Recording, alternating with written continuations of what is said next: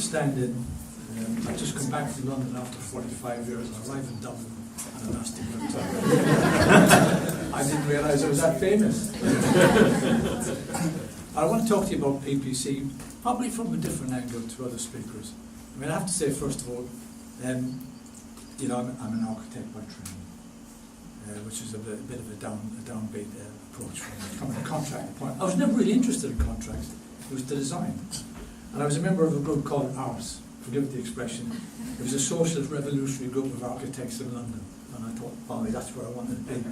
Especially on these estates, what we call them in those days, estates. Hackney Council, I think it was the second poorest borough in the UK, maybe for 30 or 40 years. It may be 15th or 20th now. And when I arrived there in 1980, I arrived in a really obscure Byzantine, actually I come back to that word in a moment, Byzantine structure of governance and organisation. And I quickly discovered that all these estates, or hundreds of them, were lying uncared for maybe for 20 years. And the government, I always come back to government in these things, even though they're all my ideas, that the capitalists, that the government, the Labour government in its latter years of 1978, set up a program called Priority Estates Program, which is to refurbish, rejuvenate all those post-war estates that were built from 1945 onwards. And I have to tell you, this is absolute truth. I worked in an office where there were 60 architects, and I was the youngest member of it. And none of them wanted to touch that estate. They were only interested in new build. So I put my hands up, please, or I'll do it. And I was told, yes, you can do it, but only under supervision. So it was just a great opportunity. I had to go and work with residents. I had to deal with very basic issues. And of course, as a rampant socialist, that's what architecture is about. Apart from the fact that when you realise it's not just the dwellings that are problematic, it's the streets and spaces that no longer existed in those areas. And the war, as Richard referred to, crime-ridden areas. So I got involved in this estate regeneration program, refurbishment we call it then. And one of my earlier jobs was to find a contractor who would work on a refurb scheme. And at the time we were very interested. So I went to my chief architect and asked him, how do you get contractors? He said, I don't know, you have to talk to the lawyers. So I went to the lawyers and they said, no, we don't know anyone who does refurb, we all do new build. So what I did was pick up the phone and I was ringing around. I mean, if you're doing that today to find out who would do your work for you, you'd probably get arrested. That's how bad the systems were. There were very minimal contract standing order in use. And the assumption was that you always went for a JCT, and better still to go for the minor works rather than the full, but that was easy, and you went for the lowest price and that's it. But what I soon discovered was that from that endeavour, everything after that came in 30% overspent. I'm not exaggerating, I remember on committee report after report, 30% overspend was standard. If you did less than that, you were very successful. Resident satisfaction working around the estates, abysmal. Contractor went in, they did what they wanted to do, and you let them do it, because that was your job, and that was the end of it. But on top of that, there were endless disputes that would go on for years. And in the end, the council was paying maybe 40% more than the job was worth, maybe even higher.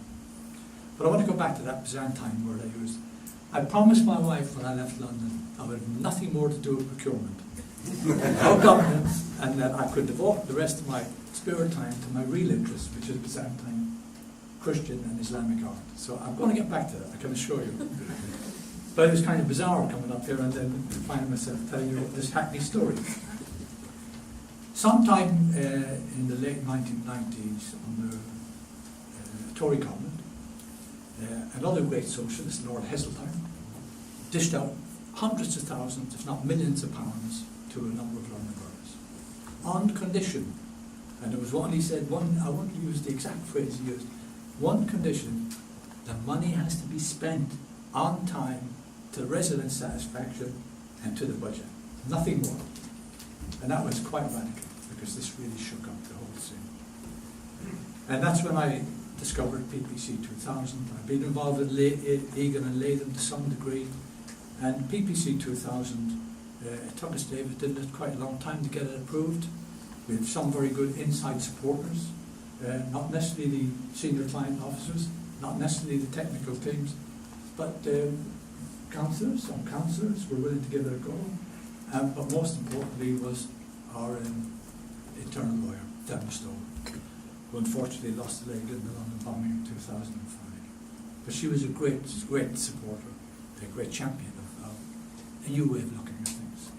So we tried it out on a major refurbishment scheme. I think it was, I can't remember the exact figure, but it was all occupied dwellings. It was a bit more intrusive than the work Richard referred to. We actually did some really radical, perhaps stupid things, like changing the internal layouts where people were living there. So it was hugely complex. But we had a great supply team, and that job ended up 1% below cost. I think it was about 3 weeks ahead of time. Resident satisfaction, unbelievably, something like 95%. And that to me was the success story. And that's the story I spent then maybe 6 or 7 years telling throughout the country after that, when I worked on the, excuse me, the local government task force, which was set up by a minister to persuade all of England's and Scotland's 400 local authorities, who were then very big spenders, to reform the procurement processes. I think if you look at the totality of local government, and certainly in England, it spends more on construction than all the government departments combined. About 40% of the UK construction spend. So they were big clients, and the fact that I've done this in the local government, in a particular difficult local authority, I wouldn't say it made the job easier, but it gave us some platform on which to build a process of engaging other authorities. And slowly but surely, maybe people didn't always adopt PPC 2000 directly, but they began to reform their systems. And I think this is what PPC offers the opportunity to institutional clients. They actually have to reform their systems of procurement and governance in order to work this contract to its full advantage. And that's a huge challenge to them. Some people are really up for it, many are more than up for it, but others have to be persuaded. And of course you find all the vested interests involved, be they lawyers or solicitor, finance people, sometimes the trade unions, sometimes professionals. Even some of the housing executive team, they want what they call was the old certainty, not to take any risks. How do we know what the price is going to be? How do we know supply X is going to be this good? But we proved it on that one, and I think opened out then the opportunities for others to adopt it. I think that from a resident's point of view, this particular contract has been a godsend. Because people before that were going under JCT, they were interested in straight down the line, getting it in, getting out, getting the money. If they didn't make it at the end of the contract, the completion stage, they made it through claims and so on afterwards. So all the unknowns would come out then. So I think the openness of PPC 2000 is very good. In fact, it's really revolutionary. I think for architects, I'll talk to architects in particular. I think many architects in the early days were slightly worried that their predominant position in the supply chain was being threatened by this collaborative approach. But I think over time they've become more and more willing to engage with it. And I would say, as I said to a few colleagues earlier on, the architect's position is vital, of course, to sustainable development and indeed to cost control at a certain level. But if they don't engage with it, I think they will get left behind. Because contractors are quite avaricious in terms of trying to get the higher position closer to the client than was traditionally the case. And I don't think that's always a good idea. One of the things I would say to many clients is, don't ask how much it's going to cost, just as much it's going to cost you to build X, Y, and Z. Ask how much it's going to cost you to own it. Because that is the crucial question, particularly when you're in tightened circumstances of financial allocations. So